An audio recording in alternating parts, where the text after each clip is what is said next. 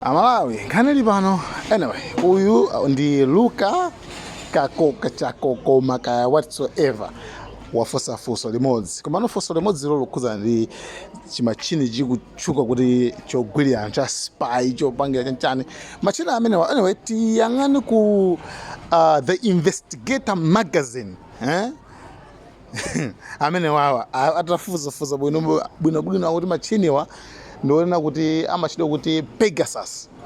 Machina amenewawa anapangidwa ndi NSO, right? Ku Israel, company ya ku Israel. Anapangidwa ku Israel. Machina amenewawa ndio wopsa kwambiri chifukwa machiniwa amagwisa ntchito popangira spy ma president, kupangira spy anthu atulangane, kupangira spy wina aliyense.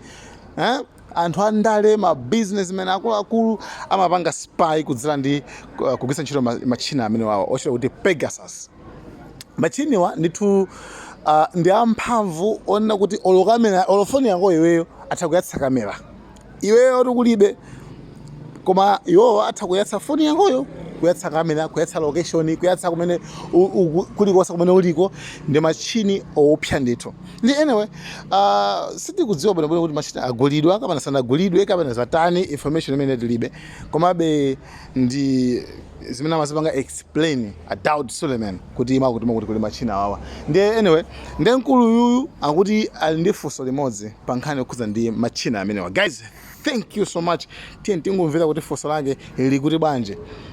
Funso langa kwa Malawi Congress Party a president achakwera nali pakati pa social media ndi amalawi amene akudya chitedze madera ena chofunikira ndi chiyani? Amalawi mumvetsetse bwinobwino. Nthawi yomweyo imene anthu ena amadya chitedze akudya chitedze ndi nthawi yomweyo limene boma likutenga 1.5 million US dollars kukagula mashini ni chitetezo cha social media kuti anthu tisamapereke ma information olakwika kwa amalawi. Ndi chifukwa chake funso langa ndi kuti kodi pakati pa social media ndi amalawi amene akugona ndi njala akudya chitedze ofunikira ndi ndani?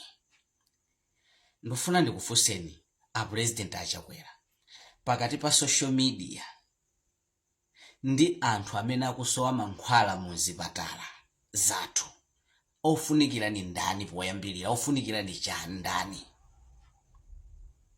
Pakuti nthawi yomweyo imene mankhwala dokotala nesi akumuza odwala kunena kuti tingokwanitsa kulemberani mankhwala mupite pharmacy yakuti mukapeza mankhwala, ndi nthawi yomweyo boma likutenga 1.5 million US dollars kukagula chimashini choti chizilondera wa Bagiri Muluzi TV kapena chizilondera ineyo, chizilondera Luka Mwaza ukachituti kugulira chimashini chifukwa choti tupereka ma information olakwika. Moti information imene ikazokhala yolakwika Malawi? Nthawi yomweyo imene a Moses Kunkuyu nduna yazofalitsa nkhani imabwera poyera kumanena kuti mafuta atu timagula ndi ndalama zakunja koma kuno timadzagulitsa ndi local currency imene ili kwacha, ndiye mafuta akusowa chifukwa chakusowa kwa foreign currency. Ndi nthawi yomweyo imene a Moses Kunkuyuyo Suleiman achakwera ndi boma lawo la Malawi Congress Party ankagwirizana kuti tigule chimashini chonena kuti chizilondera social media kungotenga 1.5 million US dollars kuipanga invest izilondera information. Pamene nthanda nkhumbanyiwa mzimayi uja wakulowa Shile wakhala kulira kufunika msewu kulowa Shile wagwanda chakuwamba street ufunika utakozedwa. Zimenezo zinalibe phindu koma kutenga 1.5 million kuipititsa ku German akagule chimashini chomwe chizilondera time ya jam kummangaso, chizilondera Boni Kalindo, chizilondera Luka Mwaza kaya wina uja ndani. Nzimene boma la Malawi Congress lingakwanitse. Ndeti kamanena kuti enough is enough. Nthawi yakwana pa 16 pamene mukukavota Malawi muzidziwa kuti nthawi yomwe inoyo mukuvutika kuti mugule fertilizer ochipa 1.5 million mumazidziwa ndalama kwachangati ku Malawi ni mabiliyoni. andi mamiliyoni ndalama imeneyo suti boma lidapanga lokha zikuchoka ku mphamvu za Amalawi osauka kalewo. Momoti ndalama ija ipange invest ku dziko la Malawi akuipanga invest kuma nonsense zoti sizingabweretse kalikonse. Asaname maphunzitsiru timasalale tawo ntonyenyeka akukwapulika ndi makatapila. Apolisi ndazilonda chabe adziko koma akukwapulika ndi maluzi katapila kwapweteka anthu amene aja sangapange chitukuko china chilichonse. Koma boma lutenga 1.5 million US dollars kukagula chimashini chizilondera zinthu zimene ndoforokoza apazi. Amalawi mumalikonda dziko lanu. Achinyamata azanga muzidziwa kuti ambiri pa social media ndi achinyamata.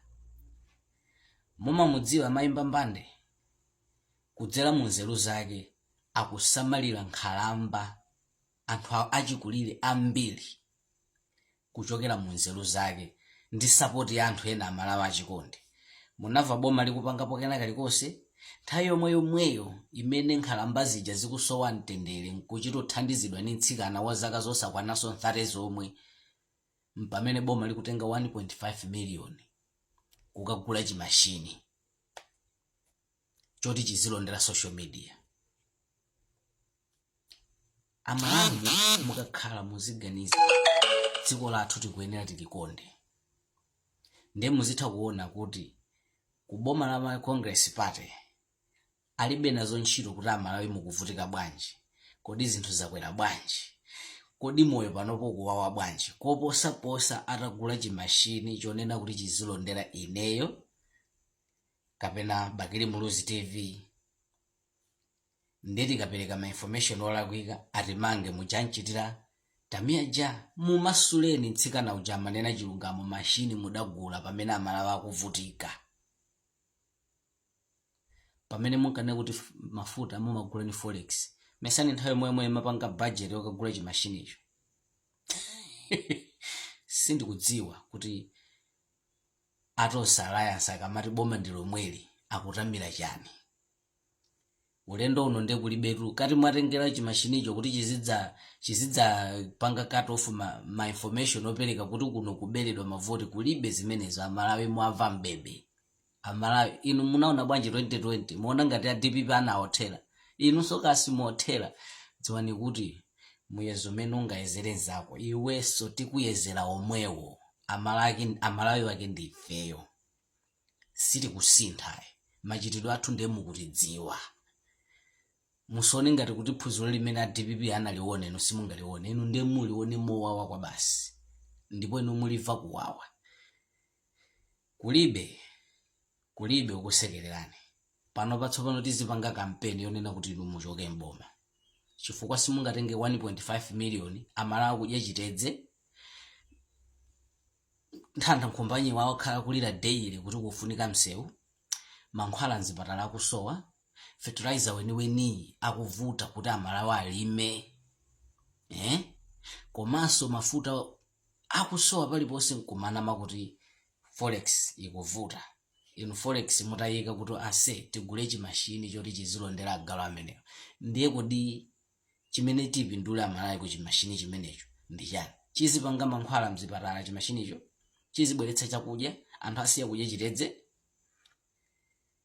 Amalawi musatijaire monga adanena president aja kuti zomatengerana kumtoso ngati maliro agalu zithe.